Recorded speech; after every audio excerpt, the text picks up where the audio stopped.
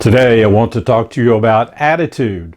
Well, I've been reading business success books for the last 30 years or so, and to my surprise, there's a common theme throughout those, and that the authors indicate the most important aspect of achieving success is attitude.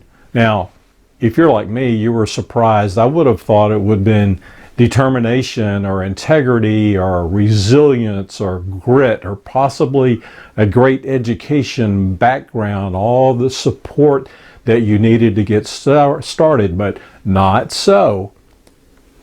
Consequently, what you find is that people have a view of success that comes from having a great attitude.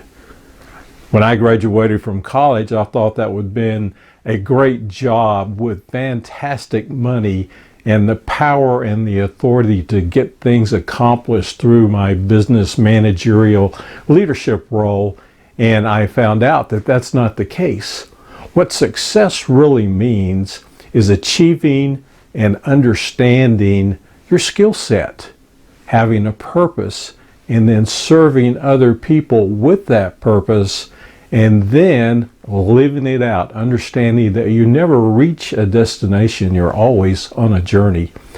You'll find that the money follows from that particular aspect of success and attitude.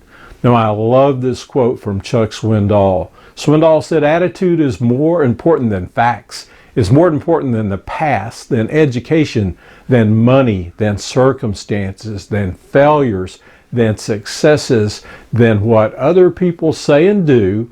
It's more important than appearance, giftedness, or skill. It can make or break an individual, a company, or a nonprofit. The remarkable thing is that we have a choice every day regarding the attitude we will embrace. We cannot change our past. We cannot change the fact that people will behave in a certain way. We cannot change the inevitable. I'm convinced that life is 10% what happens to me and 90% how I react to it. And so it is. We are in charge of our attitudes." So we pause and we think, what's attitude?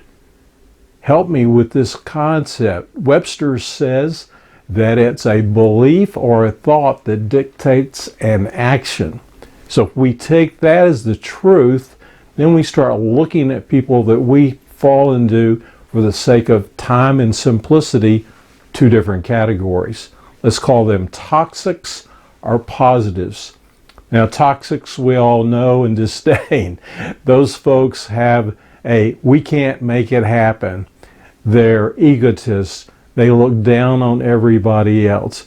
They have such a view of life that reflects in their face and their body language that you know they're bringing toxicity. And after all, isn't that the whole concept of toxicity? It's a small part per million of bad components or parts of toxic particles in the air that infect and influence other things and other people. Toxic. Positive. Let's define that real quickly. We know that what it looks like is somebody that's a smile on their face, a can-do attitude, a let's make this happen. They accept their responsibilities and they deliver with integrity. Now, when you hear a speech like this and you say, "Okay, Gary, you're telling me some neat stuff, but I want to change. How do I do that?" Well, let me give you a 5-point program very quickly. First of all, you have to isolate a thought that's having the most negative impact on you. That's important. Pick only one, not a lot of others. And then start to think about that. Start thinking about not just that thought, but a replacement thought or an attitude that you can start to install in your mind and your brain, and then start to write it down. We found that actually sitting down, taking the time to write these things out. So here's a little template for you. Circle and put in the middle your toxic thought. Above that, draw lines and write down how you got to that point of thinking. What was your attitude? What created that attitude? And then below that, draw lines and put substitute attitudes and thoughts about ways that you can change that. You will literally reprogram your mind. Number 4, start thinking about a battle plan. What's an action plan? Because you're going to step out into real life with these concepts. And then after you've got that in your mind, you've been able to meditate and think about it, go out and make it happen. In summation, we have to go back and understand what Swindoll said.